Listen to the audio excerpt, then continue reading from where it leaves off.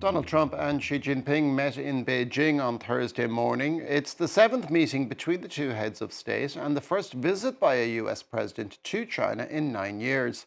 Trump is being accompanied by a slew of US business executives, including Apple's Tim Cook and Tesla's Elon Musk. And he says his talks with the Chinese president will be mostly about trade. But he's also expected to raise the conflict with Iran with Xi Jinping in the hope Beijing can urge Tehran to reopen the Strait of Hormuz. Let's listen to the two presidents. There are those that say this is maybe the biggest summit ever. They can never remember anything like it. But it's an honor to be with you. It's an honor to be your friend. And the relationship between China and the USA is going to be better than ever before. I have always believed that the common interests between China and the United States outweigh our differences. The respective success of China and the United States represents an opportunity for one another. A stable China-US relationship is a boon for the world. Our two countries gain from cooperation and lose from confrontation. We should be partners rather than rivals. And joining us now from Beijing is France 24's Yena Lee. Good morning, Yena. Has anything come out of this first sit-down between the two presidents?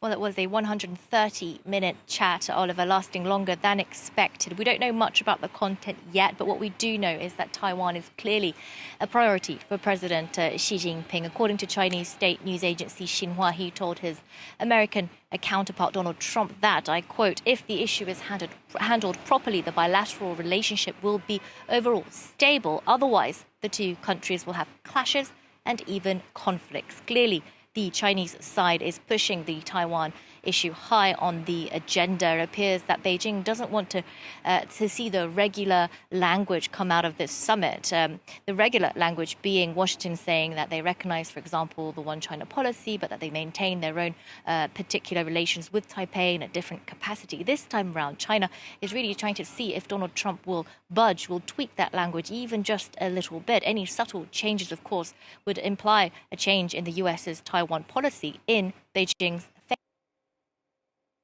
That a large business delegation enter and leave the Great Hall of the People. It's rather rare for business leaders to actually step into the room when the two presidents sit down and talk.